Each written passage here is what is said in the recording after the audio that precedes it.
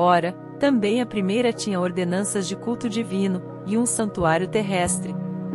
Porque um tabernáculo estava preparado, o primeiro, em que havia o candelabro, e a mesa, e os pães da proposição, ao que se chama o santuário.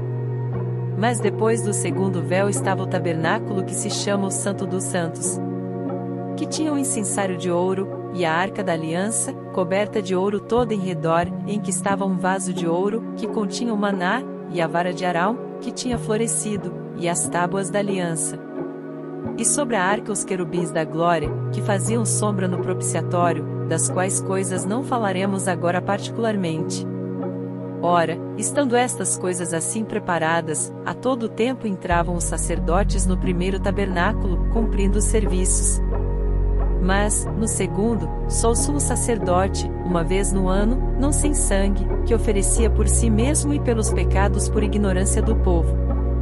Dando nisto a entender o Espírito Santo que ainda o caminho do santuário não estava descoberto enquanto se conservava em pé o primeiro tabernáculo, que é uma alegoria para o tempo presente, em que se oferecem dons e sacrifícios que, quanto à consciência, não podem aperfeiçoar aquele que faz o serviço, consistindo somente em comidas, e bebidas, e várias abluções e justificações da carne, impostas até ao tempo da correção.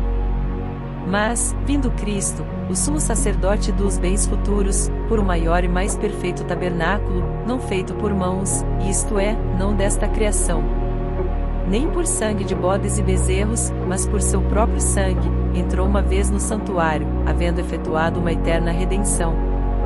Porque, se o sangue dos touros e bodes, e a cinza de uma novilha aspergida sobre os imundos, o santifica, quanto à purificação da carne, quanto mais o sangue de Cristo, que pelo Espírito Eterno se ofereceu a si mesmo imaculado a Deus, purificará as vossas consciências das obras mortas, para servirdes ao Deus vivo.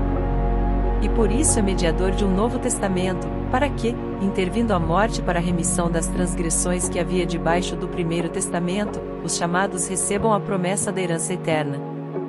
Porque onde há testamento, é necessário que intervenha a morte do testador. Porque um testamento tem força onde houve morte, ou terá ele algum valor enquanto o testador vive? Por isso também o primeiro não foi consagrado sem sangue.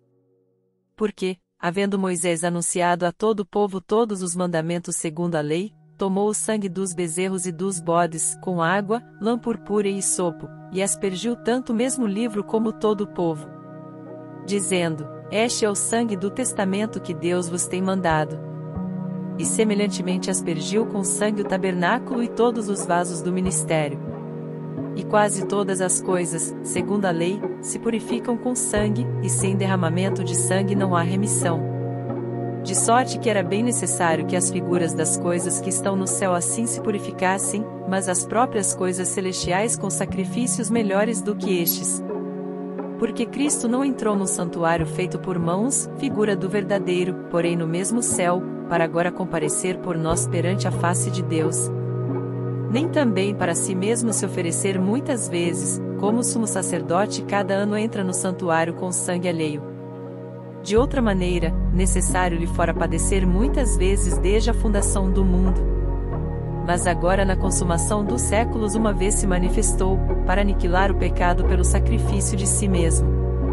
E, como aos homens está ordenado morrerem uma vez, vindo depois disso o juízo, assim também Cristo, oferecendo-se uma vez para levar os pecados de muitos, aparecerá segunda vez, sem pecado, aos que o esperam para a salvação.